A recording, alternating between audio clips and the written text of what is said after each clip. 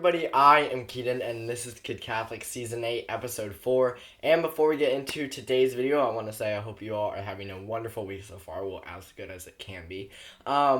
Before we get into it, just a couple quick things to go over. First off, I'm not just a YouTuber on YouTube, but I also give talks. I've gone and given talks to parishes, youth group, churches. However, with everything being canceled right now, there are a lot of virtual youth groups, gatherings, events, things like that. So if you want me to come and speak at your virtual, I'm trying to come up with words, whatever it may be, please contact me at kidcatholic1@gmail.com or go to kidcatholic.com and go to the contact me page from there. Also, we have sort of a special video coming up next week. So if you could reach out to your priest and have them message me to send in a video to be featured on my next week's video, that would be greatly appreciated. So what I want to talk about today is last week I really just looked at the coronavirus in general and how it's affecting the Catholic Church and what's going on.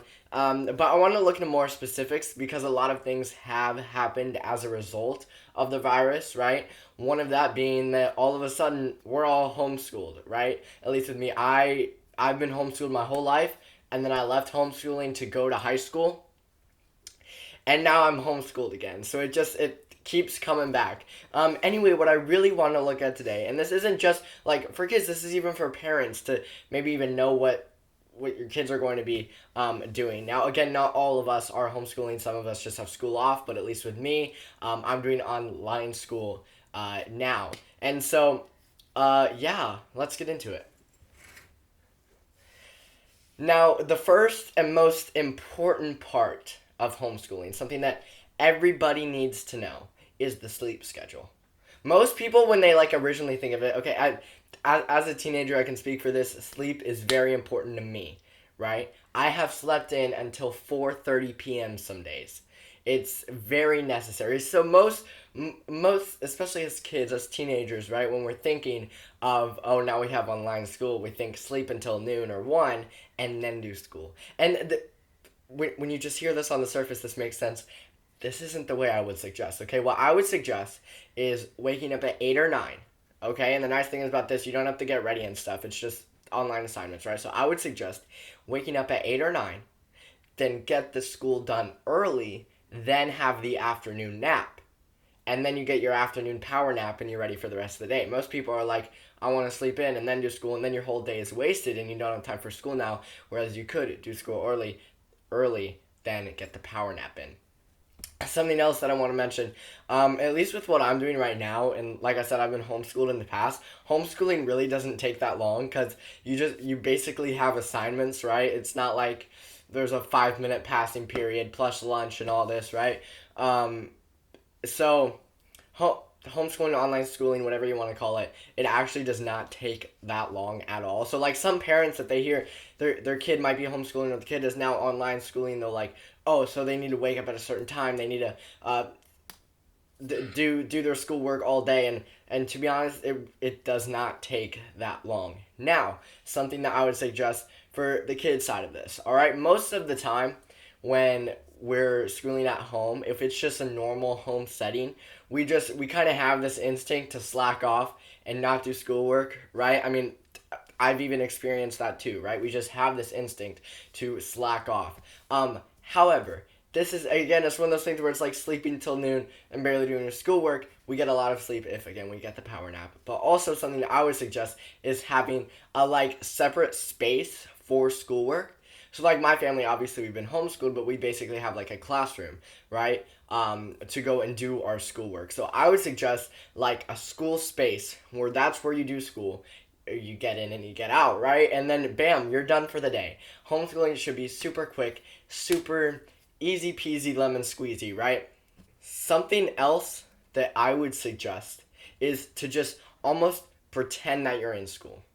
Okay, because here's the deal. With me, online schooling, going from this to high school, because I went from homeschool to high school to homeschool, and I'm doing it super quick, right? And I'm still kind of in the transition from high school to homeschool all of a sudden, right?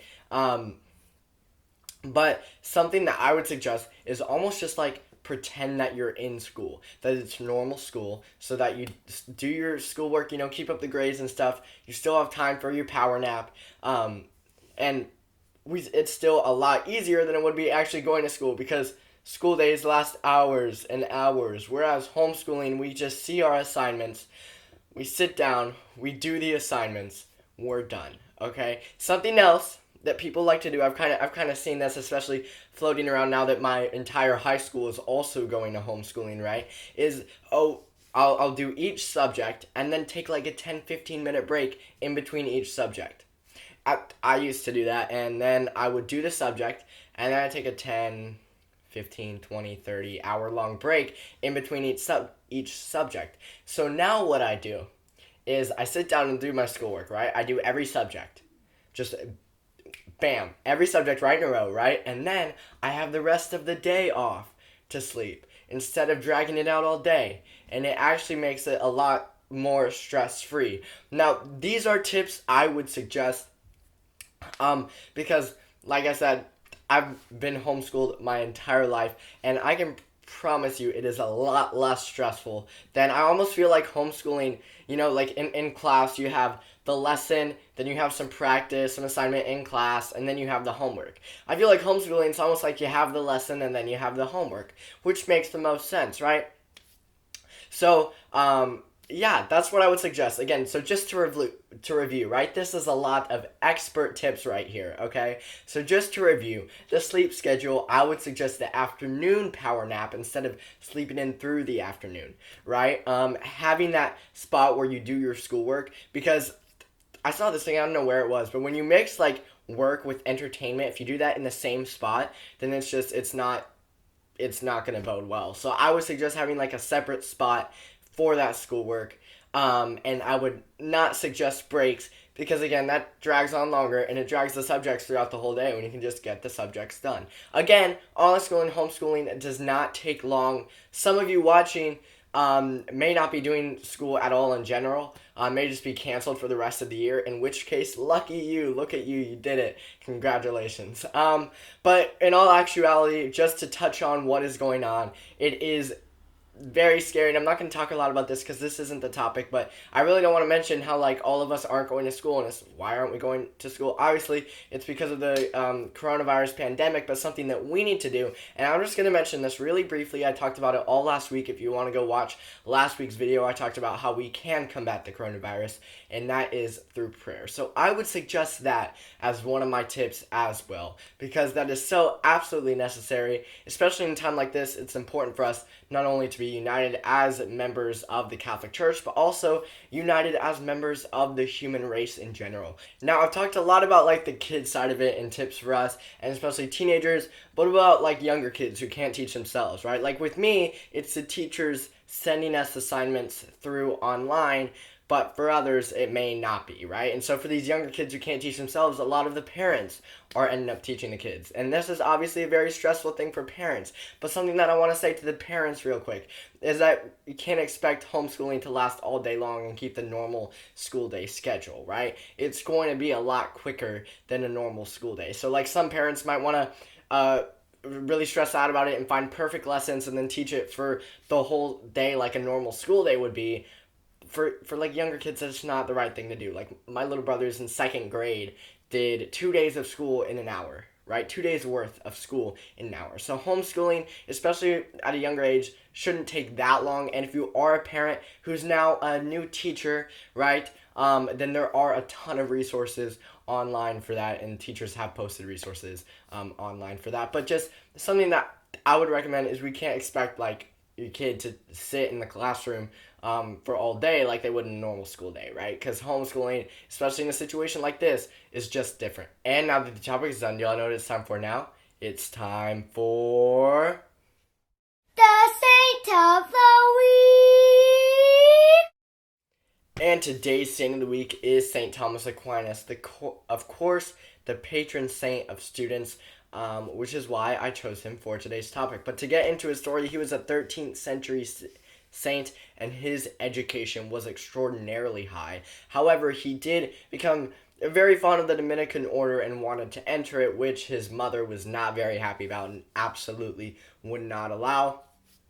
And so his mother sent his brothers to kidnap him and take him away. But then, after thinking, his mom decided that she'll just let him escape and pretend that he ran away because it'd be better for their family name if he escaped and ran away than if the family allowed his actions, which was really sad to see. Anyway, he did just that. He escaped, and he grew greatly in education. However, while educating himself in theology, right, he would barely speak, and so some of his classmates end up calling him the dumb ox, which is um, a very popular nickname that we see him called by, the dumb ox. But then it was said that his teachings were to amaze people, and they did just that. He had some crazy philosophical writings, including his most popular, the Summa Theologica, which is I mean, I was gonna say it's an incredible writing. I haven't read it; it'd be great to. But just his education was so extraordinarily high, right? And he worked his way up to become the general in theological teaching, and that is just absolutely incredible. He died and was later appointed a saint and later a doctor of the church, which is actually very big. It means the doctor of the church, which is a very big title, other than just saint, right? And so something that we can take from St. Thomas Aquinas is his work ethic, right? No matter how he was ridiculed, he kept going on, and he ended up being like insanely smart, right? And the patron saint of all students. And so especially like a time right now when a lot of students are adjusting, maybe they don't have school, maybe they now have homeschool, maybe they're now being taught by their parent. A lot of us are adjusting, right? Like I said, I'm literally going from homeschool to high school to homeschool. So it is an adjustment. So while all of this is happening, it's very important to look at St. Thomas Aquinas' life for inspiration and pray through him for help. St. Thomas Aquinas, pray for us. So thank you all so much for watching. Like I said at the beginning of the video, please message or email your priest and have them message Kid Catholic to send in a video if they want to be featured in next week's video. Next week we have a very special video coming up, so turn your notification bells on for that and click the red subscribe button down below. Please share this channel and video with your friends and family. Make sure that they know about Kid Catholic. Also, please go check out my website, kidcatholic.com. There's so many awesome things you can do on there. You can read about me, you can contact me, all of my videos are up there, some of the speaking engagements I gave are up there. You can buy your very own Kid Catholic t-shirt, so please go check that out. Also, please like the video, please comment any saint or topic suggestions down below that you might have. Also, please check out 3 of my social medias, Facebook, Twitter, and Instagram. The link to all 3 of those will be in the description down below. Thank you all so much for watching. This was Keaton of Kid Catholic. I'll see y'all next week, and hi Brielle!